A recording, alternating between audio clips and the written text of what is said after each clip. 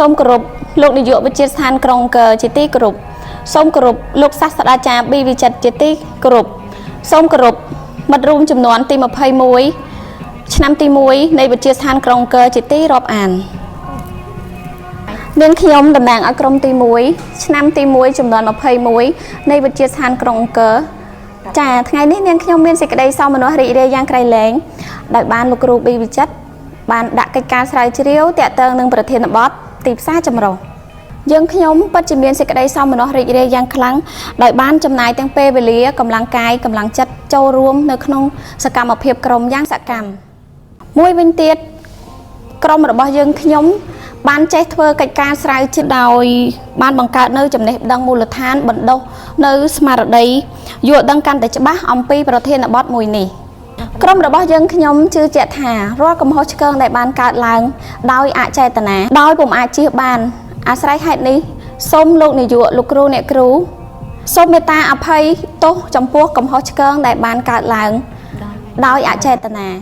ជំរាបសួរបងចាបងនៅក្នុងទីផ្សារចម្រុះនឹងខ្ញុំមានជាចម្ងល់មួយចង់សួរបងហើយសូមឲ្យបងបកស្រាយដូចមិនដាច់ទៅដែរហៅថាទីផ្សារចម្រុះបងចាអញ្ចឹងដើម្បីស្រាយជាចម្ងល់ដែលបងអូនសួរ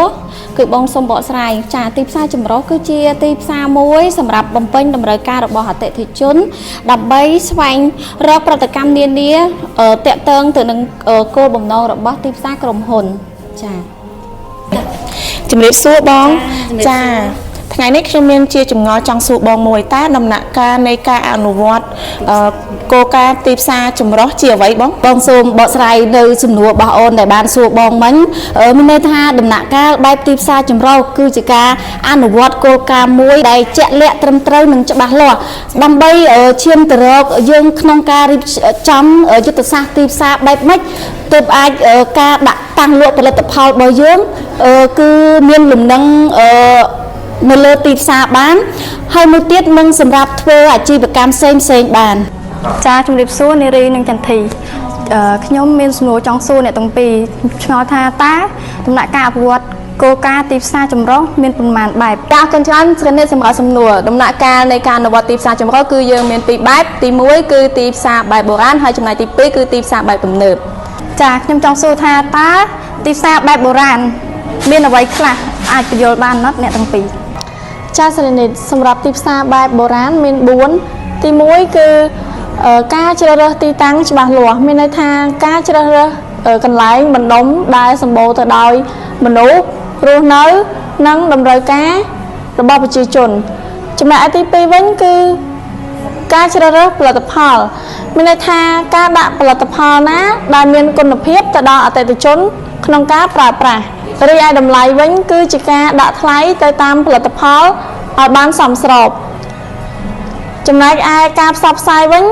គឺជាការចែកចាយនៅផលិតផលអ្វីមួយដូចជាការបញ្ចុះតម្លៃឬមួយក៏ជាការ promotion ជាដើមបងអមាញ់មិញខ្ញុំបានស្ដាប់ទៅលើទីផ្សារបែបបុរាណហើយឥឡូវខ្ញុំចង់សួរបងថាទីផ្សារបែបទំនើបតើមានអ្វីខ្លះដែរបងចាអូនបងក៏សូមបកស្រាយនៅសំណួររបស់បងអូនដែលបានសួរបងអញ្ចឹងទីផ្សារបែបទំនើបគឺមាន7ចំណុចអូនដែលចំណុចទី1គឺយើងសិក្សាទៅលើទីតាំងច្បាស់លាស់មានន័យថាតើទីតាំងដែលយើងដាក់ហ្នឹងគឺមានបណ្ដុំមនុស្សច្រើនរស់នៅអត់ហើយនឹងតម្រូវការរបស់មនុស្សទី2គឺតាក់ទងទៅនឹងផលិតផលមានន័យថាតើការដាក់តាំងលក់ផលិតផលរបស់យើងតាក់ទងទៅនឹងគុណភាពតើវាមានកម្រិតណាទី3គឺយើងតាក់ទងទៅនឹងតម្លៃមានន័យថាតើការដាក់ថ្លៃរបស់យើងវាសមស្របទៅនឹងកម្រិតនៃផលិតផលយើងអត់ប្រសិនបើយើងដាក់ថ្លៃពេកមានន័យថាផលិតផលរបស់យើងអត់អាចដំណើរការនៅលើទីផ្សារបានទេទី4គឺយើងតាក់ទងទៅនឹងការផ្សព្វផ្សាយមានន័យថាការផ្សព្វផ្សាយនេះយើងធ្វើយ៉ាងណាយើងធ្វើការ promotion ឬក៏យើងការបញ្ចុះតម្លៃយ៉ាងម៉េចដើម្បីឲ្យអតិថិជនមកជួយគាំទ្រនិងបានស្គាល់ផលិតផលរបស់យើងទី5គឺតាក់ទងទៅនឹងមនុស្សមានន័យថាគឺសំដៅទៅលើអតិថិជនដែលមកគាំទ្រផលិតផលរបស់យើងទី6គឺតាក់ទងទៅនឹងដំណើរការមានន័យថាការដាក់តាំងលក់ផលិតផលរបស់យើងនៅលើទីផ្សារទី7គឺតាក់ទងទៅនឹងបរិយាកាសរូបសាស្ត្រមានន័យថាគឺសំដៅទៅលើធម្មជាតិជុំវិញដែលយើងដូចជាមានមនុស្សមានសត្វនិងមានរុក្ខជាតិជាដើមចាអរគុណបង